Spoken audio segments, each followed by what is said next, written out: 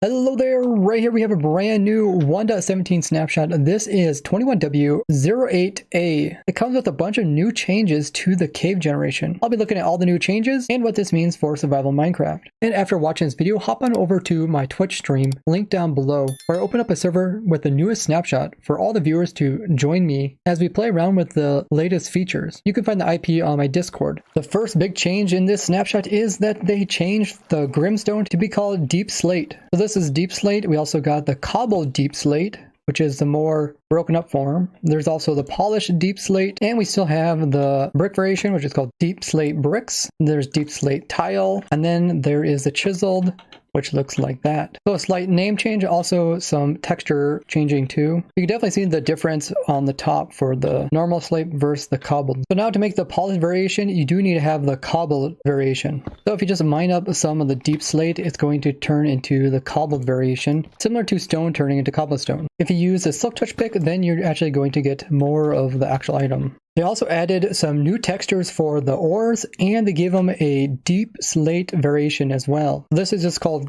gold ore, where this one is called deep slate gold ore. You can see this one looks a lot more star shaped, and there isn't really that much difference in the stone variation and the deep slate. So they blend together much better. Here we got iron, and we also got deep slate iron. Definitely a unique design with that sideways motion. It's a lot more pixelated too. Here we got the lapis. Lapis does look like the same shape on both of them, but it is quite different than what we're used to. We got diamonds, still iconic. This one really sticks out, looks really cool. And of course, the redstone, he made more like roundish, so it looks like it's protruding from the rock. It looks really vibrant, almost looks kind of like rubies coming out of it. I think he did a really good job. You can still see the kind of the marks, the lines here in the slate in each of these. And over here are some of the textures he still hasn't added yet, so he hasn't got deep slate variations for coal, copper, or emeralds. And up here you can see the nether variations of the ores. They also changed the way that ores are distributed throughout the world. This is for the 08 snapshot. They changed it so it's a gradual decrease instead of being kind of jerky. So iron can be found prominently right here where it's the thickest in this diagram. Also high up in the very top of mountains, there's gonna be a lot of iron. But there is these small blobs of iron that can be found below Y level 0. And it's consistently throughout it. Also for diamonds, there's a lot more at the very bottom, and it gets less as you move upwards. But they also reduce the air exposure ones. So finding them on the edge of caves is going to be harder than actually digging. Maybe branch mining or haste mining might be useful once again. We also got the reduced air exposure for the gold. Gold is prominently just below Y level 0. Redstone is consistently throughout these levels, which is negative 64 all the way up to 16, but you can see there's a greater amount at the bottom of the world. Lapis is prominent right here in this region, right around Y level 0. But there is also a extra piece, which is just lapis that is not exposed at all. So it's hidden within stone. This one's consistently throughout the ground area. Copper is kind of similar to iron, but it goes up a little bit higher. And we can see coal is more likely at the very surface. And if there is some really high mountains, they'll be in there. Of course, emeralds, they made them so they're easier to find the higher you go up in a mountain. That also means that there's less area for them to spawn in because the tips of mountains are smaller. Now, this is a good indication that mountains probably won't go any higher than 256 by this diagram. But once again, this is not the final one. They will make some tweaks to it. So probably if you are mining, you would want to mine around this level because you can mine in stone, which is a lot easier to mine than the slate. Or if you want to go for something like diamonds, you just mine at the very bottom. Now, they still haven't added in the lava down here yet, so we don't know where that's going to go. That's going to really determine how far down people mine. But I like the idea of mining in different areas to get different types of ores. Now they did put this little hidden message in last week as well as this week. I said, yes, the message is still here, but can you find the other one? Now last time we seen andesite being able to spawn in lower than Y level 0. But now they changed that. Instead, we'll see the new tough block as its replacement. So you can see it kind of blends in better. You can see it there, there, there. And this is all going to generate below Y level 0. They also changed these geodes so that on the very outside edge of them,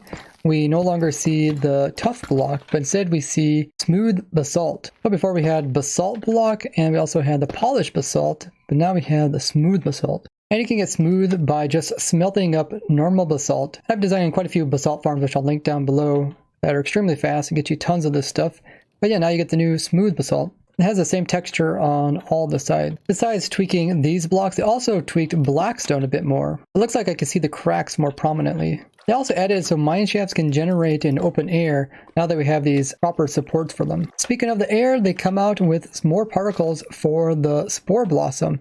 So now they will kind of appear all around in the air. Not only will they drip off of it, you can see it's kind of like the nether where you see them in the air, kind of wisping around. This might be used kind of an indicator so players know that the flower is open, and maybe something special will be done when it's open, because it's supposed to be able to open and close during certain periods of the time. I think it's really cool because you can bring this to your base and get all these sparkles to appear as well. They've made another change to the redstone tab. They finally have added in the slime block and the honey block to this tab, something that's been very much requested because these things are often used to make slimestone, which is just terminology used to make flying machines. This is awesome. Otherwise, I normally have to go to my save hotbar, which has the honey block right there with all my other flying machine components. So it's cool to have them all right here. They are used more in redstone than they are used for like decoration, which I used to have them over here. Deep slate also has a unique sound.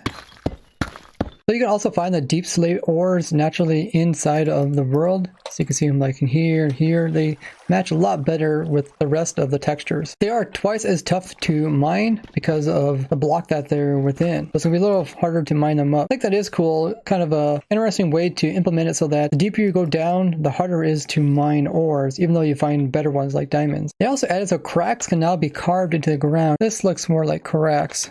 So yeah, I guess there's kind of ways you could just kind of fall in and you'd have to kind of pillar back out. Could be to encourage players to look for like mines and stuff. Some of these cracks can be extremely deep and very narrow. So it's kind of like a ravine, but much harder to see. So wow, look at that.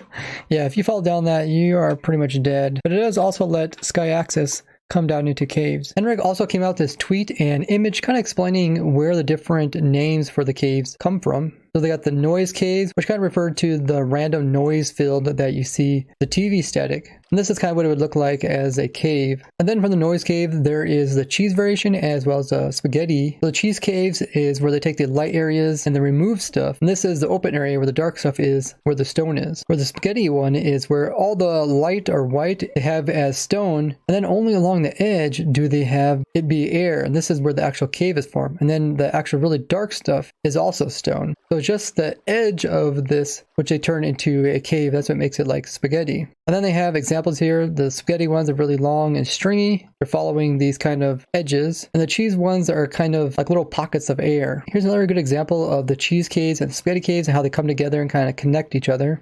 And then he also has variants for how hollow it is as well as how frequent they are. So there could be a lot of variations they can make with the caves by using this type of generation. This one's the cheese and over here is the spaghetti. You can see they can make it so that there's really thin ones or there's really thick ones. They're really spaced out or they're really congested. There's also the noise pillars, which is the pillars we see. And I got some right here. You can kind of see them, how there's different variations of them. There could be none. There could be some that are connected, some that are spaced out, and then there are ones that are really tight together. Then they can also be thin or thick. But once again, a lot of variation just in the pillars. Here's some examples they got. They also have illustration of how they can make them quite a bit of variety from how often they appear to how thick they are around. Here's another good example. Henrik also put up a tweet saying that they are experimenting with making it so that ores possibly will be less common if they are exposed to air. That means you wouldn't be able to see as many ores when you're moving through a cave that is open like this.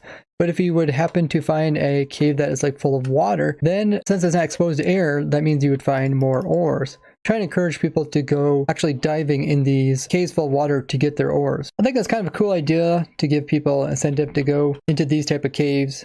Henrik also mentioned a while ago that he was working on a mesh type of cave, which is kind of a very narrow and small kind of spaghetti caves. And it sounds like they're still going to try to add those. Now the old cave generation is still in the game. They call those the carvers, which are like these type right here. And Henrik does mention that these type of caves are a lot more intensive on the computer to try to generate. And that's why they're moving kind of away from those into the new caves. Now there was a problem in the previous snapshot. There was a problem that these carver caves, once they reach Y level 0, they would just be immediately cut off, which looked really strange. So that's now been fixed. So we should be able to see normal carver cave generation down here, including ravines. So it could be possible to find like a triple ravine and you could almost get all the way down to the bottom of the world, the single hole that you find on the surface. Now with the old cave carver, they also did some variety with it too, so that way it isn't so noticeable and they will blend in more with the newer caves. Also in last snapshot, they removed a lot of the really big caves or made them a lot more rare.